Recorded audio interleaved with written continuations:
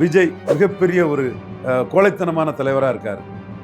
தமிழ்லேருந்து வந்தது தான் மலையாளம், தெலுங்கு, கன்னடம், துளுங்கிறாரு. இதை கேட்கறதுக்கு இருக்கிற சினிமாவில் மட்டும் வியாபாரத்துக்காக, அரசியலுக்காக அஜித் மேலே உள்ள பொறாமையிலும் பொச்சரிப்பிலையும் தமிழன்னு போஸ்டர் போட்டு நீயே சீமான் இதில் ஃபார்ச்சூன் ஃபேவர்ஸ் பிரேவ் எல்லா இதுலையும் பிரேவாக நிற்கிறாரு. தமிழ்லேருந்து வந்தது தான் மலையாளம், தெலுங்கு, கன்னடம், துளுங்கிறத ஓங்கி அடிக்கிறாரு. அந்த துணிச்சலும் வீரமும் 4 மாதங்களில் தனியாக நின்று வேட்டையாடக்கூடிய புலி எது, எங்கேயாவது கூட்டத்தோட கூடி பிழைக்கிற டேஷ்.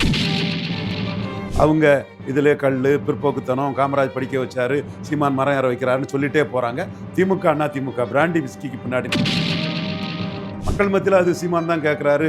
எடப்பாடி பழனிசாமி புரட்சி தலைவர் திமுகவும் அண்ணா திமுகவும் காங்கிரஸ் பாஜகவின் ஒட்டுண்ணிகள் ஊதுகுழல்ங்கிற நிற்கிறான் ஐயா.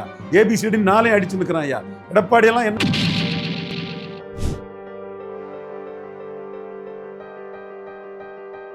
டேக்கோன் நேயர்களுக்கு வணக்கம். இன்று நம்முடன் சமகால அரசியல் பேச இருப்பவர் அரசியல் திறனாய்வாளர் ரவீந்திரன் துரைசாமி அவர்கள். வணக்கம் சார். வணக்கம் தம்பி. சார், கிட்டத்தட்ட ஒரு 50 ஆண்டுகள் அரசியல் வரலாற்றில் ஒரு கல் இறக்குதல் தடையை மீறி ஒரு மரத்தில் ஏறி கல் இறக்குனது சீமான் அவர்கள் தான். அவர் மேலே நிறைய விமர்சனங்களும் வருது. அதாவது சமூகத்தை பின்னோக்கி கொண்டு போகிறாரு, குலத்தொழிலை ஊக்குவிக்கிறாருங்கிற மாதிரி. நீங்கள் எப்படி பார்க்குறீங்க சார்? ஒரு பிராமணர் 1 ஏக்கர் நிலத்தை வச்சுட்டு இருக்கிறாரு. அந்த விவசாய நிலத்தில் அவருக்கு கிடைக்கிற வருமானத்தை விட கல்ல இருக்கக்கூடிய அனுமதி கிடச்சுன்னா அவருக்கு வருமானம் ஜாஸ்தியாகும். ஒரு முஸ்லீம் ஒரு ஏக்கர் நிலத்தை வச்சுட்டு இருக்கிறாரு. கல்ல இருக்கக்கூடிய அனுமதி கிடச்சுன்னா அந்த முஸ்லீம் சகோதரருக்கு வருமானம் விவசாய நிலத்திலிருந்து மிக கூடுதலாக கிடைக்கும். ஸோ சீமான் இந்த போராட்டத்தை பிராமண விவசாயிக்கு, முஸ்லீம் விவசாயிக்கு, முத்திரையர் விவசாயிக்கு, செங்குந்தர் விவசாயிக்கு, தென் வண்ணார் விவசாயிக்கு, நாவிதர் விவசாயிக்கு, நாடார் விவசாயிக்கு, மறவர் விவசாயிக்கு, தேவேந்திரகுல வேளாளர் விவசாயிக்கு, பறையர் விவசாயிக்கு, கோனார் விவசாயிக்கு, எல்லா விவசாய சமூக மக்களுக்காகவும் தான், வன்னியர் விவசாயி உட்பட எல்லா விவசாய சமூக மக்களுக்காகவும் தான் இதை பண்ணுறாரு. இதைத்தான் அவர் தேர்தல் களத்தில் எடுத்து வைக்க போகிறாரு. இந்த தேர்தல் களத்தில் எடுத்து வைக்கும்போது பிராண்டி விசிக்காக திமுகவும் அண்ணா திமுகவும் காலங்காலமாக நின்றுட்டு இருக்காங்க. நான் கல்லுக்காக நிற்கிறது காரணம் வெறும் பனைமர தொழிலாளர் அவங்களுக்கான நன்மை மட்டுமல்ல, இந்த நன்மை ஒரு பிராமணர் விவசாயிக்கும், ஒரு உடையார் விவசாயிக்கும், ஒரு செங்குந்தர் விவசாயிக்கும், எல்லா சமூக விவசாயிக்கும் கிடைக்கக்கூடிய அளவுக்கு தான் இதை நான் கொண்டு போகிறேன். வேட்டுவ கவுண்டர் விவசாயினாலும் சரி, ஊராளி கவுண்டர் விவசாயினாலும் சரி, நாவிதர் குயவர் சமூக விவசாயினாலும் சரி, அவர் கல்வி அறிவை பெற்று பொருளாதார வளர்ச்சி பெற்று ட்ரெடிஷ்னல் விவசாய சமூகம் இல்லாதவங்க ஒரு 1/2 ஏக்கர் 1 ஏக்கர் நிலம் வாங்கி விவசாயம் பண்ணாலும் அவங்க நிலத்தில் இருக்கக்கூடிய பனை தென்னையில் கல்ல இருக்கக்கூடிய அனுமதி கிடைக்கும் போது அவங்களோட விவசாய வருமானம் பெருகும். கிராமப்புற விவசாயிகளுக்காக விவசாயிகள் நலன் கருதி நான் நிற்கிறேன். இது 80% கிராமப்புற மக்களும் என்ன இதில் ஆதரிப்பாங்க. நகர்ப்புறத்தில் உள்ள 20% பேர் வேணுமானா இது பிற்போக்குத்தனம் அது இதுன்னு சொல்லலாமே தவிர 80% கிராமப்புற மக்கள் கிராமப்புற பொருளாதார வளர்ச்சிங்கிற அடிப்படையில் ஆதரிப்பாங்கிறது தான் சீமானோட முடிவு இருக்குது. இப்போ தான் தம்பிக்கிட்ட பேசினேன். தம்பி தெளிவாக இந்த கருத்தை தான் சொன்னாப்புல. அவங்க இதில் கல், பிற்போக்குத்தனம், காமராஜ் படிக்க வச்சாரு, சீமான் மரம் ஏற வைக்கிறாருன்னு சொல்லிகிட்டே போகிறாங்க. நம்ம அதுக்குள்ளே போய் ஆர்கியூ பண்ணாண்டா. இதிலே நம்ம ஆர்கியூ பண்ணி ஒட்டுமொத்த அனைத்து ஜாதி விவசாயிகளுக்கும் கெயின் தரக்கூடியது, வருமானத்தை பெருக்கக்கூடியது திமுக அண்ணா திமுக பிராண்டி விஸ்கிக்கு பின்னாடி நிற்கிறாங்க. பிராண்டி விஸ்கியா கல்லான்னா 80% கிராமப்புற மக்களும் கல் தான் கரெக்டுன்னு சொல்லுவாங்கங்கிற ஆர்கியூமெண்ட்டை நம்ம எடுத்தால் போதும்னு சொன்னார். தேர்தல் காலத்திலும் இதைத்தான் சீமான் முன்வைக்க போகிறாரு.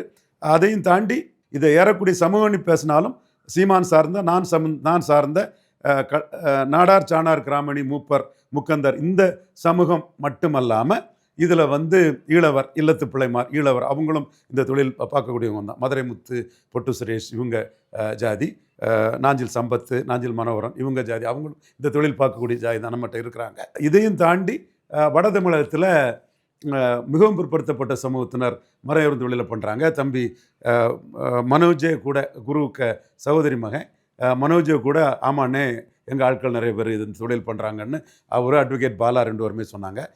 அது மட்டும் இல்லை, வட தமிழகத்திலும் புதுச்சேரியிலையும் பறையர் சமூக சகோதரர்கள், ஆதி திராவிடர் அந்த மேனுவல்ஸ்லாம் இருக்குது. அந்த மக்களும் பெரிய அளவில் இந்த தொழிலை பண்ணிகிட்ருக்காங்க. மணிகண்டன் வீராசாமின்னு வட தமிழகத்தை சேர்ந்த ஒரு சகோதரர் கல்லை சீமானங்கிட்ட ரொம்ப ஸ்ட்ராங்காக எடுக்க சொல்லுங்கள், எதிர்ப்பு வரத்தான் செய்யும், எதிர்ப்பை பற்றி கவலைப்படாண்டாம், மிகப்பெரிய ஆதரவு, எதிர்பாராத ஆதரவு மக்கள் மத்தியில் குவிஞ்சிரும். ஒரு லீடர் 3 லீடரில் அவன் சொன்னது ஒரு ஃபேண்டசியாக தான் சொன்னான். சீஃப் மினிஸ்டர் கேண்டிடேட்டாட்டு 3 லீடர் இருக்காங்கன்னா இது ஸ்டாலின், எடப்பாடி, சீமான். இதில் மரமேற தெரிஞ்ச லீடர் வந்து சீமான் தாங்கிறது எல்லா ஜாதி மக்களுமே அது ஒரு ஹீராய்க்காக பார்ப்பான், ஒரு ஃபேண்டஸியாக இருக்கும். இதுவே சீமான் அண்ணன் வந்து ஒரு மரம் ஏறி இது பண்ணதே பெரிய ஒரு ஹீராய்க்காக மக்கள் பார்ப்பான். ஃபார்ச்சூன் ஃபேவர்ஸ் த பிரேவ். துணிச்சலாக இதில் மரம் ஏறி போனதில் பெரிய லாபம் சீமானனுக்கு அரசியல் ரீதியாக கிடைக்குங்கிறத ஒரு நண்பர் மணிகண்டன் வீராசாமிங்கிறவர் சொன்னாருன்னா அது வந்து சீமானுக்கு மிகப்பெரிய ஒரு பப்ளிசிட்டியை கொடுத்துருக்கு. 3 சிஎம் கேண்டிடேட்டில் ஒரு ஹீரோவாட்டு சீமான் வந்து எமர்ஜ் ஆகிறாரு. ரொம்ப கீழே போகிறது எடப்பாடி பழனிசாமி ரொம்ப பலகீனப்படுறாரு இதில். சார் நீங்கள் பரவலாக வந்து கல் இருக்குதல் வந்து நிறைய மாவட்டங்கள் இருந்து சொன்னாலும் குறிப்பாக ஒரு குறிப்பிட்ட நாடார் மக்கள் அதிகமாக தூத்துக்குடியில் இது நடத்தின பின்னணி என்ன சார்? தூத்துக்குடியில் அவங்க செல்வாக்கு இருக்குது. அது முடிஞ்சிட்டே புன்னக்காயல் மீனவர் இதுக்கு தானே போகிறாரு. ஸோ இந்த தொழில் அதிகம் உள்ள ஒரு இடத்துல தானே பண்ண முடியும். தூத்துக்குடியில் பண்ணணும் அல்லது ஈரோட்டில் பண்ணணும். ஸோ அதில் ஒன்றும் தவறில்லை. இப்போ நீங்கள் நெய்தல் பாதுகாப்பு இதுன்னு போனால் கடற்கரை மக்கள் இதில் தானே நடக்க முடியும். கூட்டப்பிள்ளைலேருந்து ஆரம்பித்து பெருமணல், இடிந்தகரை, பரதரோவரி, புன்னக்காயல் இப்படி தானே போக முடியும். ஸோ அந்த கூட்டப்பிள்ளை ஆரம்பித்தா கூட்டப்பிள்ளி, பெருமணல், கூத்தங்குழி, தென் ஓவரி, இடிந்தகரை இப்படி தானே இடிந்தகரை, ஓவரி இப்படி தானே போக முடியும். ஸோ ஏதாவது ஒரு மீனவர் கிராமத்தில் தானே அது பாதுகாப்புக்கு போக முடியும். அதே மாதிரி ஆடு மாடு இதை வந்து மேய்ச்சல் நிலங்களுக்கு அதை தடைங்கிற போது ஆடு மாடுகளை பற்றிட்டு தேனி பக்கத்தில் அந்த இடங்கள் உள்ள இடத்துல போகணும், அல்லது திருவண்ணாமலை, சங்கம் இந்த பகுதியில் தானே போக முடியும். அதே மாதிரி அந்த தொழில் செய்வங்க அதிகம் உள்ள தூத்துக்குடியில் இருந்து போகிறதுல ஒன்றும் தவறு இல்லையே. சீமான் இதெல்லாம் செய்ய போகிறாரு. அதாவது கோயிலில் தமிழ் வேணும்னு திருச்செந்தூர் கோயிலில் இருந்தாலும் ஆரம்பிக்க முடியும். நான் ஏன் சொல்கிறேன்னா புரட்சி தமிழருங்கிறாரு ஐயா எடப்பாடி பழனிசாமி. அவர் இதை கேட்டாரா? விஜய் மிகப்பெரிய ஒரு கோழைத்தனமான தலைவராக இருக்கார். தமிழ்லேருந்து வந்தது தான் மலையாளம், தெலுங்கு, கன்னடம், துளுங்கிறாரு. இதை கேட்கறதுக்கு இருக்குதா? கேட்க முடியுதா அவரால்? இது கோயிலில் தமிழ் அர்ச்சனைன்னு கேட்க முடியுதா? இவர் சினிமாவில் மட்டும் வியாபாரத்துக்காக, அரசியலுக்காக அஜித் மேலே உள்ள பொறாமையிலையும் பொச்சரிப்பிலையும் தமிழன்னு போஸ்டர் போட்டு நீயே காசு கொடுத்து போஸ்டர் ஓட்ட வச்சு அப்பாவி ஏழை ரசிகர்களை ஏமாத்துறது. ஒரு பிராமண பையன், அந்த பையனே ஏமாற்றிட்டு இருக்கிறாப்புல. அவனே இப்போ காரி துப்புறானா. ஒரு கோலத்தனமான ஒருத்தன்கிட்ட நம்ம மாட்டிட்டோம். ரவிச்சந்திர சாமி சொல்கிறது சரிதான்னு சொல்கிறாப்புலையாம். ஸோ சீமான் இதில் ஃபார்ச்சூன் ஃபேவர்ஸ் த பிரேவ். எல்லா இதுலேயும் பிரேவாக இருக்கிறாரு. தமிழ்லேருந்து வந்தால் தான் மலையாளம், தெலுங்கு, கன்னடம், துளுங்கிறத ஓங்கி அடிக்கிறாரு. அந்த துணிச்சலும் வீரமும் விஜய்கிட்ட இல்லை. சினிமாவில் தான் அவருக்கு வீரமெல்லாம். அதே மாதிரி தமிழில் குடமுழுக்கு வேணும்னு தெளிவாக கேட்குறாரு. விஜய் சமஸ்கிருதத்துக்கு பயந்து அந்த தரப்பு வெங்கட்ராமருக்கு ஆடிட்டர் தரப்பு அவரை எதுவும் பண்ணிடுவோன்னு பயந்து மூச்சு பேச்சு இல்லாமல் கம்முன்னு கடை, இந்த சினிமாவில் வர மாதிரி கம்முன்னு கிடக்கிறார். தீவிர அரசியல் இப்போ தான் வந்திருக்காரு விஜய். மக்களுக்கு எல்லாமே தெரியுது. சும்மா இவன் அரசியல் வியாபாரம் பண்ண வந்திருக்கான் பாப்புலாரிட்டியை வச்சு. இவன் உண்மையிலே இஷ்யூ எடுத்து சாதிக்க நினைக்கிறாங்கிறது தெரிய வருது. இன்னும் 4 மாதங்களில் தனியாக நின்று வேட்டையாடக்கூடிய புலி எது, எங்கேயாவது கூட்டத்தோட கூடி வார்த்தையை சொல்ல விரும்பலை, பிழைக்கிற டேஷ் எதுங்கிறது மக்களுக்கு தெரிஞ்சு போகும். அது அந்த தனியாக வேட்டாட முடியாத அந்த டேஷுக்காக பேசிகிட்டு இருக்கக்கூடிய இந்தியா டுடே மணிலேருந்து பிரியன்லேருந்து அத்தனை பேரும் முகத்தில் கறி பூசப்பட்டு அசிங்கப்பட்டு போவாங்க. ராஜ்மோகன் போன்றவர்னாலும் சரி, இந்த 2 வியாபாரியும் நான் சொல்லலை, ஆதவர்ஜுனாவையும் ஜானாரிக்கு நான் சொல்லலை. அவங்களுக்கு வியாபாரம், ஜானாரிக்கு வியாபாரம், ஆதவர்ஜுனாவுக்கு அவருக்கு ஒரு பாப்புலாரிட்டி. மற்றவங்கள்லாம் எக்ஸ்போஸ் ஆயிடுவாங்க. தனியாக நின்று வேட்டையாடி கொள்கைகளை சொல்லி நிற்கக்கூடிய புலி எது வேண்டாம். அது எல்லாம் இன்னொரு மிருகத்தை நம்ம குறைச்சி சொல்லாண்டாம், மக்களுக்கு தெரிஞ்சு போகும். அதில் இந்த தம்பி உட்பட எல்லாருமே அது புரிஞ்சு போவாங்க. 4 மாதத்தில் எல்லாமே கத்திரிக்காய் முத்துனா சந்தைக்கு வந்துடும். வளரும்போது எல்லாமே குதிரை மாதிரி தான் தெரியும். வளர்ந்து வரும்போது தான் எது கழுதை எது குதிரைங்கிறது தெரியும். சீமான் குதிரைங்கிறதும் அந்த குதிரைன்னு நினச்சிக்கிட்டு தூக்கி சுமக்கிறாங்கல்ல, அவங்க முகத்தில் தான் அப்படியே கறி பூசப்பட்டு நிற்கும். பொறுத்திருந்து பார்க்கலாம். அதை இதற்கு முன்னாடி நாம் தமிழ் வந்து விஜய் மேலே அவ்வளோ அன்பு வச்சிருந்தாரு, கூட்டணிக்கெலாம் அவ்வளோ பேச்சுவார்த்தை நடந்தது. அது என்னைக்கு பெரியாரை சொன்னாரோ கருவாட்டு சாம்பார்னு சொல்லிட்டாரு. வளம் போகாமல் இடமும் போகாமல் நடுவில் பின்னி அடிபட்டு, அந்த வார்த்தை வேண்டாம், அது தாவேக்கா தான் சொல்லிட்டாரு. இது பெரியாரே மண்ணுன்னு சொல்லிட்டாரு. தம்பி பாதை வேற, என் பாதை வேறன்னு அவர் தெளிவாக சொல்லிட்டாரு. தமிழக சார்பில் அந்த கல் இருக்கிறது தொடர்பாக வழக்கு தொடர்புன்னு சொல்லியிருக்காங்க சார். அது சீமான் நான் சமாளிப்பேன், இந்த கல் இருக்கிறது வந்து மது விற்பனைக்கு வந்து நீங்கள் வந்து கம்மியாயிடும் தானே நீங்கள் எதுக்குறீங்கன்னு சொல்லி கொஞ்சம் காட்டமாகவே பதில் அளிச்சிருக்காரு. கண்டிப்பாக அது உண்மைதான். எனக்கு இது ஒரு பெரிய இஷ்யூங்க. நிறைய பேருக்கு தெரியலை. சசிகலா ஏன் இன்னும் மோடி இருக்க மேடைக்கு வர முடியலன்னெலாம் தெரியலை நிறைய பேருக்கு. ஸோ இது ஒரு பெரிய இஷ்யூ இது சார். இது வந்து தமிழ்நாடு நாடார் சங்கம், அதுக்கப்புறம் வந்து வைகுண்டர் மகாஜன பேரவைத் தலைவர் முத்துராமேஷ் அவர்கள் கொலை மிரட்டல் விடுத்திருக்காங்க. இது குறித்து பாமக பொருளாளர் திலகபாமாவும் கண்டிச்சிருக்காங்க. இதை எப்படி பார்க்குறீங்க சார்? அது தவறு. யார் அது செய்தாலும் தவறு. ஒவ்வொருத்தருக்கும் ஜனநாயகத்தில் தங்களோட கருத்துக்களை சொல்லக்கூடிய உரிமை இருக்குது. அப்படி இருக்கும்போது கொலை மிரட்டல் இந்த மாதிரிப்பட்ட இதெல்லாம் செய்கிறது மிகவும் கண்டிக்கத்தக்கது. முத்துரமேஷ் சமுதாயத்துக்காக பாடக்கூடிய ஒரு தம்பி தான். அதே மாதிரி எர்ணோர் நாராயணனும் அந்த சமுதாயத்துக்கு பாடுபட்டவர் தான், நான் மறுக்க வரல. அவர் நாராயணன் பேரை சொல்லி 4 பேர் சொல்லியிருந்தால் அது தவறு. இப்போ நானே வந்து எந்த ஒரு பலனும் இல்லாமல் எர்ணாவூர் நாராயணன் குண்டாஸ் ஆக்ட்லேருந்து எடுத்து விட்டேன். சம்பத்குமார் தான் டிசியாக இருந்தார். அவரும் அந்த நாடார் சமூகத்தை சேர்ந்தவர் தான். பட் கிறிஸ்டின் ஷீட்டர் லிஸ்ட்லேருந்து எடுத்து விட்டேன். அப்போ நாடார் இது பண்ணுறாருன்னு சொல்லும்போது அது தயங்கினார். இல்லைன்னா அவர் மக்கள் இது தொன்று கம்யூனிட்டிக்காக இது பண்ணார். நீங்கள் 25-30 வருஷத்துக்கு முன்னே உள்ளதை வச்சுக்கிட்டு இப்படி பண்ணுறது நியாயம் இல்லைன்னு நானே சம்பத்துக்கிட்ட பேசினேன். அவர் என் கூட தான் இருந்து பேச விரும்பினார். சம்பத்து போலீஸ் ஆஃபீஸர், உங்களுக்கு தெரியும் சம்பத்து. ஸோ அவர் வந்து லத்திகாசரன் கமிஷனராக இருந்தாப்புல. அப்போ அவர் தான் பண்ணாமல் இவருக்கு நான் என்னோட அந்த இதெல்லாம் கேட்டுக்கிட்டு இவ்வளோ வருஷமாக கேஸ் இல்லை, நல்லா கரெக்டாக இருக்கிறாரு, அவரை இந்த லிஸ்ட்டில் பழைய இதிலேருந்து எடுக்கணுங்கிறத ரிப்போர்ட் கொடுத்தாரு. கமிஷனர் லத்திகாசரன் எடுத்து விட்டார். ஏன் நம்ம அதை செய்தோம்னா, நாராயணனால் இந்த சமூகம் வந்து வட சென்னையில் ஒரு ப்ரொடெக்ஷன் கிடச்சிது அந்த சமூகத்துக்கு.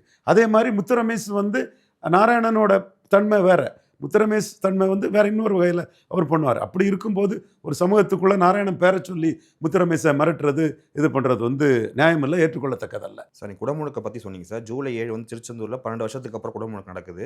இதுக்கு முன்னாடி சீமான் அவர்கள் வந்து கண்டிப்பாக தமிழில் தான் இந்த வழிபாடு நடத்தணும், அப்படின்னா கோயிலை முற்றுகையிடுவோன்னு பெரிய கண்டன அறிக்கையெல்லாம் விட்டுருந்தாரு. இப்போ லேட்டஸ்ட்டாக வந்து இந்து அறநிலைத்துறை அமைச்சர் சேகர் பாபு அவர்கள் தமிழிலும் குடமுழுக்கு நடத்தப்படும் அப்படின்னு சொல்லியிருக்காரு.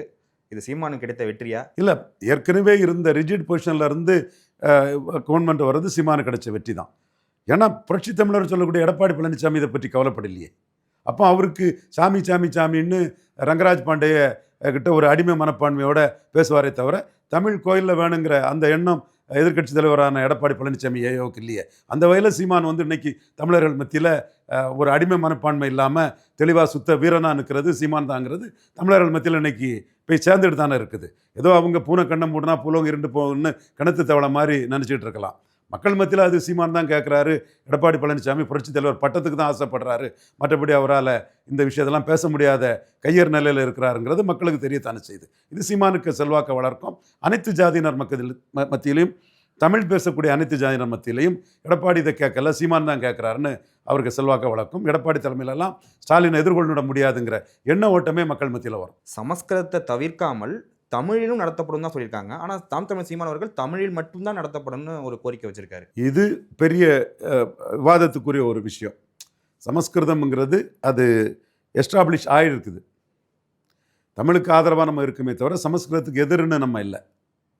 எஸ்டாப்ளிஷ் ஒரு இதை மாற்றும் போது வந்து எடுத்த எடுப்பிலே மாற்றி போட முடியாது. மெல்ல மெல்ல தான் அதில் உள்ள மாற்றங்கள் வரும். தலைகீழ் மாற்றங்கள்ங்கிறது சாத்தியமில்லை.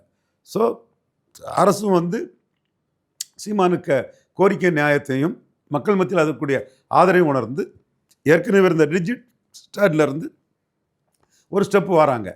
இப்போ நீங்கள் சமஸ்கிருத ஆதரவாளர்கள் இருப்பாங்க, அவங்க இந்த கவர்மெண்ட்டுக்கு ஒன்றும் எதிரானவங்களாக இருக்க மாட்டாங்க. ஸோ பல இதுலேயும் பக்தர்கள்லேயும் வந்து கனிமொழி அம்மையார் சொல்கிற மாதிரி சமஸ்கிருதத்தில் பண்ணலான்னு சொல்லக்கூடிய தமிழ் பேசக்கூடிய பக்தர்களும் இருப்பாங்க. So it is a debated opinion இதில் இருக்குது. சீமான் இதில் வந்து தமிழில் குடமுழுக்கு பண்ணுன்னு சொல்லக்கூடிய பக்தர்களுக்காக தெளிவாக ஒன்று போனாலும் பரவாயில்ல, ஒன்று எனக்கு போதும்னு நிற்கிறாரு. இப்போ தமிழில் இருந்து வந்தது தான் மலையாளம், தெலுங்கு, கன்னடம், துளுன்னு சொல்லும்போது அது போனாலும் பரவாயில்ல, இது எனக்கு நின்னா போதும்னு நிற்கிறாரு.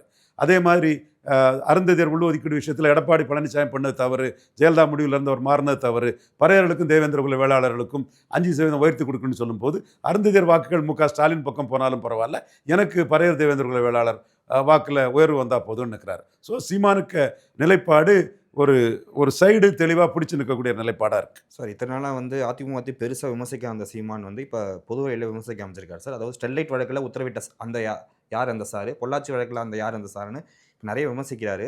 ஒருவேளை அதிமுக நாம் தமிழர் கூட்டணி நடக்காதோ? வாய்ப்பே இல்லைங்க. அது எடப்பாடியை பலகீனப்படுத்தி தான் சீமான் வளர்றாரு. எடப்பாடி பலகீனப்படுவாருன்னு சீமானுக்கு தெரியுது.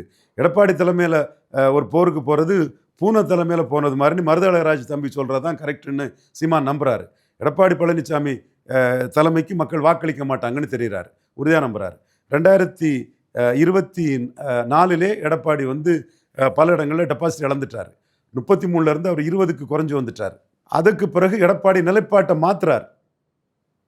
2024 ஐயா எடப்பாடிக்கு நிலைப்பாடு, பாஜக வேண்டாம், காங்கிரஸும் வேண்டாம், நாங்கள் ஜெகன் ரெட்டி மாதிரி நாங்கள் நிற்போம், நாங்கள் தான் பிரதமரை முடிவு பண்ணுவோம்னு சொல்கிறார். அதுக்கு பிறகு நிலைப்பாட்டை மாற்றுறார். இப்போந்தான் என்ன ட்ரால் பண்ண நண்பர்களே, சகோதரர்களே, சமூக வலைத்தள வீரர்களே, ஏடிஎம்கே ஐடிவிங்க, ஏப்பா எடப்பாடி பழனிசாமி நிலைப்பாட்டை மாற்றிருக்கிறாரா இல்லையாப்பா? பிரியன் நீ சொல்லுப்பா, எடப்பாடி பழனிசாமி நிலைப்பாட்டை மாற்றிருக்காரா இல்லையா? எப்பா ரங்கராஜ் பாண்டே நீ சொல்லுப்பா, எடப்பாடி பழனிசாமி நிலைப்பாட்டை மாற்றிருக்கிறாரா இல்லையா? எப்பா தம்பி பிரியன், அண்ணன் பிரியன், சகோதரர் பிரியன், சீமான் நிலைப்பாட்டில் உறுதியாக இருக்கிறாரா இல்லையா சொல்லுப்பா. ரங்கராஜ் பாண்டே சீமான் நிலைப்பாட்டில் உறுதியாக இருக்கிறாரா இல்லையா சொல்லுப்பா. இப்போ என்ன ட்ரால் பண்ணிங்களா? நான் எடப்பாடி பாஜக கூட்டணி வரும்போது நான் எடப்பாடியை 3வது தள்ளி 29 சரண்டர் பண்ணணும்னு நான் ஸ்ட்ராட்டஜி பண்ணேன். பிஎம்ஓக்கு சொன்னேன். பிஎம்க்கு அதை எடுத்துட்டாப்புல, ஹோம் மினிஸ்டர் மாற்றி எடுத்துட்டாப்புல. ஒரு சிலர் வந்து நாம கீழே போயிடுவோம்னு சொல்லும்போது சான்ஸ் எடுக்காண்டான்னு அமித்ஷா மாற்றி எடுத்துட்டாப்புல. அப்போ நான் சொன்ன அந்த கருத்து எடுபடலை. ஓகே, சசிகலா விஷயத்தில் நான் சொன்னது எடுபட்டு சூப்பர் ஸ்டார் சவுக்கு சங்கர் தம்பி யூ ஆர் கிரேட் என்ன பாராட்டினா தம்பிக்கு நன்றி. இந்த விஷயத்தில் நான் சொன்னது எடுபடலை. ஆனால் நான் சொன்னதை வச்சு அண்ணாமலை ஒரு ப்ரெசன்டேஷனை சீமானை ப்ரொஜெக்ட் பண்ணலான்னு கொடுத்ததை வச்சு தான் எடப்பாடி உள்ளே வந்திருக்கிறாரு. 8 காட்டி 20 உள்ளே கொண்டு வந்துட்டேன் மோடிக்காக. இது என்னோட சாதனை, மோடிக்காக நான் செய்த சாதனை பிஎம்ஓ சொல்கிறாங்க. பண்டாரி எனக்கு நன்றி தெரிவிக்கிறார். ஸோ இது வந்து தெள்ள தெளிவாக பிஎம்ஓவில் உங்களோட ஒர்க்கு தாங்கிறது அவங்க சொல்கிறாங்க. நமக்கு தகவல்கள் தெளிவாக பாஸ் பண்ணுறாங்க. ஆனால் இந்த இடத்துக்குள்ள எடப்பாடி பழனிசாமி நிலைப்பாட்டை மாற்றிருக்கிறாரா இல்லையா? பழனிசாமி ஆகிருக்கிறாரா இல்லையா? என்ன ட்ரால் பண்ணோம்லாம் இப்போ சொல்லு, பிரியன் சொல்லு. எடப்பாடி பழனிசாமி 24 நிலைப்பாட்டிலேருந்து பல்ட்டி அடிச்சிருக்கிறாரா இல்லையா? இந்தியா டுடே மணி சொல்லுங்க, எடப்பாடி பல்ட்டி அடிச்சிருக்கிறாரா இல்லையா? ஷியாமண்ணன் சொல்லுங்க, பல்ட்டி அடிச்சிருக்கிறாரா இல்லையா? என்னங்க நான் என்ன பொய்யா கேட்குறேன்? சீமான் நிலைப்பாட்டில் தெளிவாக இருக்கிறாரா இல்லையா? எனக்கு உடன்பாடோ இல்லையோ, அவர் அந்த விஸ்வநாத் தாஸ் அந்த தியாகிகள் விழாவில் பேசுனது எனக்கு உடன்பாடா இல்லையா, அது வேறு விஷயம். அவர் நிலைப்பாட்டில் தெளிவாக இருக்கிறாரா இல்லையா? அப்போ நிலைப்பாட்டில் தெளிவாக இருக்கக்கூடிய ஒருத்தனால தான் பாராளுமன்ற கட்டடத்தில் சமஸ்கிருதம் இருக்குது, ஏன் தமிழ் இல்லைன்னு கேட்க முடியும்.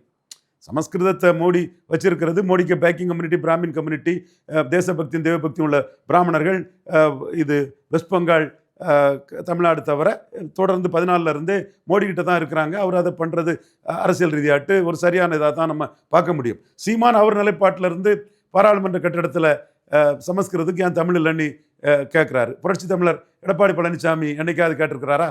அப்போ யார் லீடர், யார் சந்தர்ப்பவாதி? அப்போ சீமான் லீடர். யாருக்கு ஓட்டு போடுறாங்க? மக்கள் லீடர்ஷிப்புக்கு தான் ஓட்டு போடுறாங்க. ஒரு எக்ஸாம்பிள் சொல்கிறேன். 1969 காங்கிரஸ் ஸ்பிளிட்டு ப்ரப்போஸ் பண்ண கேண்டிடேட்டை எதிர்த்து இந்திரா காந்தி அம்மையார் ஒர்க் பண்ணுறாங்க. அப்புறம் அவங்கள மெய்காப்பாளர்களே சுட்டு கொலை செய்யப்பட்டாங்க, அது வேறு விஷயம். ப்ரப்போஸ் பண்ண கேண்டிடேட்டே நம்பிக்கைக்கு துரோகம் பண்ணி இந்த நம்பிக்கை துரோகத்தை முதல்ல ஆரம்பிக்கிறது இந்திரா காந்தி அம்மையார். எல்லாருக்கும் தெரிஞ்ச ஒரு விஷயந்தான். அம்மையார் வந்து மாஸ் லீடராக ஆகிறாங்க. 71 மிகப்பெரிய மாஸ் லீடராக வராங்க. 40% எடுத்த காங்கிரஸ் கட்சி ஓட்டை விட 3% எடுத்து 43% ஓட்டு எடுத்து லீடர் அபோவ் த பார்ட்டியாக இந்திரா காந்தி அம்மையார் வந்து பெரிய அளவில் வராங்க. அப்படி வரும்போது கர்நாடகாவில் நிஜலிங்கப்பா வர்சஸ் இந்திரா காந்தி 65% ஓட்டுக்கு போயிடுறாங்க. ஆந்திராவில் சஞ்சீவ் ரெட்டி வர்சஸ் இந்திரா காந்தி அதை தாண்டி போயிடுறாங்க. எஸ்கே பட்டீல் வர்சஸ் இந்திரா காந்தி எங்கேயோ போயிடுறாங்க. யூபியில் S K Patil versus Atulya Ghosh versus Indira Gandhi west பெங்காலில், எஸ்கே பட்டீல் வர்சஸ் இந்திரா காந்தி மகாராஷ்டிராவில், கருணாகரன் அவர் இந்திரா காந்திகிட்ட காமராஜ் இஸ் மை லீடர்னு சொன்னவர் மாசு இந்திரா காந்திக்கு தான் இருக்குன்னு இந்திரா காந்திகிட்டே போயிட்டார். களத்தில் வேலாயுத நாயர் தான் காமராஜ் கூட நின்னார். அதுலியா கோஸ் வெஸ்ட் பெங்கால். அதே மாதிரி ராம் சுபாக் சிங் யூபி, யாருமே சத்யநாராயண சின்ஹா பீகார், யாருமே தாக்கு பிடிக்கல. தமிழ்நாட்டில் காங்கிரஸ்னா காமராஜ் தான்னு 100 காங்கிரஸ்காரனில் 95 காங்கிரஸ்காரன் காமராஜ் கூட நின்னான். ஒரு 5 பேர் லிங்குஸ்டிக் மைனாரிட்டி, கொஞ்சம் அட்டோனி புரி சகோதரர்கள், இது ரிலிஜியஸ் மைனாரிட்டி ஜனசங்கம் கூட போயிட்டாருன்னு ஒரு 100க்கு ஒரு 90 பேர் காமராஜுடன் இருப்பான், 10 பேர் இந்திரா காந்தி கூட போயிருப்பாங்க. நம்ம மறுக்க வரல. ஆனால் காமராஜ் கூட ஏன் 90 பேர் நின்னான்? காமராஜை லீடராக பார்த்தான். லீடருக்குங்க தான் ஓட்டு. இப்போ சீமான லீடராக பார்க்குறான். எடப்பாடி நிலையான தன்மையற்றவர் பல்ட்டிசாமியாக பார்க்குறான். 2024 பிறகு 24 நிலைப்பாட்டிலேருந்து பல்ட்டி அடிச்சிட்டார். இவரெல்லாம் என்னையா லீடர்? சீமான் சொன்ன கொள்கையில் உறுதியாக நிற்கிறான்யா. திமுகவும் அண்ணா திமுகவும் காங்கிரஸ் பாஜகவின் ஒட்டுண்ணிகள் ஊதுகுழலுங்கிற நிற்கிறான்யா. ஏபிசிடி 4 அடிச்சு நிற்கிறான்யா. எடப்பாடியெல்லாம் என்னையா லீடர்ஷிப்? அவர் சும்மா சவுக்கு சங்கரும் இவர் ரங்கராஜ் பாண்டியன் தூக்கி சுமக்க வேண்டியதுதான். உண்மை நிலைமை என்ன? 24 நிலைப்பாட்டில இருந்து அப்படியே பல்ட்டி அடிச்ச பல்ட்டிசாமி ஆயிட்டாரு. சீமான் தான் லீடர்னு பார்க்குறான். அங்கே லீடருக்கு தான் ஓட்டு. அப்போ இந்த இடத்துக்குள்ள சீமான் வந்து எடப்பாடி பழனிசாமியை மிகப்பெரிய அளவில் பலகீனப்படுத்துவார். 26 ரிசல்ட்டில் அது தெரியும். நீ எடப்பாடி பழனிசாமி நிறைய விமர்சனம் செஞ்சுக்கு சார். பட் சீமான் கோரிக்கை ஏற்று தைப்பூசத்துக்கு விடுமுறைலாம் கொடுத்தாரு. கண்டிப்பாக அந்த எடப்பாடி பழனிசாமியை சீமானே பாராட்டுறாரு. 7.5 கொடுத்த எடப்பாடி பழனிசாமியை நான் பாராட்டுறேன். கவுண்டர் பண்ணுவாருன்னு நான் சொன்னேன். எடப்பாடி பழனிசாமி கவுண்டர் பண்ணார். சசிகலாட்டை விட்டுட்டு போயிடுவாருன்னு அத்தனை பேர்களும் சொன்ன போது விட மாட்டார் நான் சொன்னேன். அதெல்லாம் உண்மை தானே நான் சொன்னது. அதை நான் மறுக்க வரலையே. அவர் 7.5 கொடுத்ததெல்லாம் நான் பாராட்டுறேன். கிராமப்புற அரசு பள்ளி மாணவர்களுக்கு 7.5% கொடுத்த ஐயா எடப்பாடி பழனிசாமியை நான் மனசார பாராட்டுறேன். எதுக்கு நான் அவரை அப்போஸ் பண்ணுறேன்னா, ஜாதிவாரி கணக்கெடுப்பு நடத்தாமல் இடஒதுக்கீட்டில் கை வச்சதில் தான் நான் எதுக்குறேன். வண்ணார் நாவிதர் குயவர் போன்ற சமங்களுக்கு அது அநீதி ஆகிட்டுங்கிறத நான் எதுக்குறேன். அதில் நான் மாறுபட்ட கருத்தில் இல்லையே. இப்போ அவரை என்ன விமர்சனம் வைக்கிறேன்? 24 நிலைப்பாட்டிலேருந்து அவர் லீடர்ஷிப் அடிபட்டிருக்கு. பல்ட்டி அடித்தனால பல்ட்டி சாமியா அதனால் லீடர்ஷிப் அடிபட்டிருக்கு. அவர் பல்ட்டி அடித்தாருங்கிறத ஷாமியான்னு சொல்ல மறுக்கிறாரு. எதையா ஷாமா தடுக்குது? சவுக்கு சங்கர் சொல்ல மாட்டார், விட்டுருங்க. ரங்கராஜ் பாண்டே சொல்ல மாட்டார், விட்டுருங்க. அவருக்கு ஆனஸ்ட் இன்டெகிரிட்டி அவ்வளவுதான். ஷியாமா எது தடுக்குது? இந்தியா டுடே மணி எது தடுக்குது? லட்சுமி சுப்பிரமணியம் அதை சொல்ல மாட்டேங்கிறாங்க. பிரியனியா இதை சொல்ல மாட்டேங்கிறாரு. ஸோ அது நான் கேட்குற கேள்வி, தமிழா பாண்டியன் சொல்ல மாட்டேங்கிறாரு. தினத்தந்தி என் தலையங்க எழுதல்ல. நான் கேட்குறது நியாயம் இல்லையா? சீமான் 24 நிலைப்பாட்டில் இன்றைக்கி லீடராக இருக்கிறார். எடப்பாடி நிலைப்பாட்டை மாதிரி பல்ட்டிசாமியாக இருக்கிறார். பொய்யா உண்மையா? நீங்கள் தேசிய ஜனநாயக கூட்டம் எடப்பாடி பழனிசாமி தலைமையில் தான் சார் அமைஞ்சிருக்கு. அது வேற சார். 24 அவர் சொன்ன நிலைப்பாட்டிலேருந்து மாறி இருக்கிறாரா இல்லையா? நம்ம போன தேர்தல் தனித்து பிஜேபி கூட்டணி. அப்போ அது பிஜேபிக்கும் எடப்பாடிக்கும் உள்ள இடபாடு. அதில் பிஜேபி அவரை சீமாட்டே சொல்லிட்டாங்க. அவரு நாங்கள் சீமானை வச்சு அவர் மிரட்டல அவர் உள்ளே வந்துட்டார். அது வேற விஷயம். 24 சீமான் எடுத்த நிலைப்பாடு என்ன, எடப்பாடி பழனிசாமி எடுத்த நிலைப்பாடு என்ன? அரசியல் லீடர் ஆட்டு தன் நிலைப்பாட்டிலிருந்தே மாறி பல்ட்டி அடிச்சிருக்காரா இல்லையா? அதைத்தானே அண்ணாமலை மறைமுகமாக ஊமை குத்துனாரு SRM விழாவில். அப்போ நீ அரசியல் விமர்சனங்கிறவன், பத்திரிகையாளருங்கவன் ஆர்கே சொல்லணுமா இல்லையா? எடப்பாடி பல்ட்டி அடிச்சிருக்காருன்னு, சீமான் பல்ட்டி அடிக்கலன்னு சொல்லணுமா இல்லையா? அப்போ நீ மலையாளி அதனால சொல்லலைன்னு ஆர்கே நான் சொல்ல முடியுமா?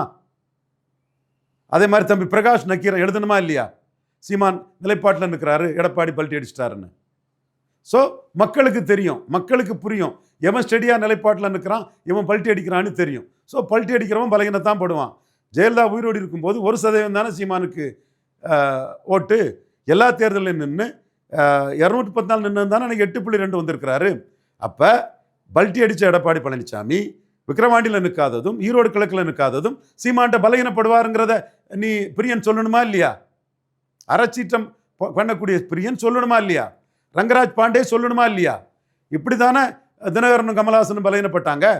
சார் நான் தரவுகளோடு தானே சார் பேசுகிறேன். நான் நடந்த விஷயத்தில் உள்ள உண்மைகளை தானே சார் பேசுகிறேன். நீ என்ன போலியா பொய்யா கருத்து கணிப்புன்னு ஃப்ராடுத்தனம் பண்ணிட்டு திடுற? யாருக்கிட்ட? நான் நியாயத்தின் பக்கம் உண்மையின் பக்கம் நின்று பேசுகிறேன் சார். இது வரைக்கும் நாங்கள் கேட்ட கேள்விக்கு பொறுமையாக பதிலளிச்ச உங்களுக்கு மிக்க நன்றி சார். நன்றி தம்பி.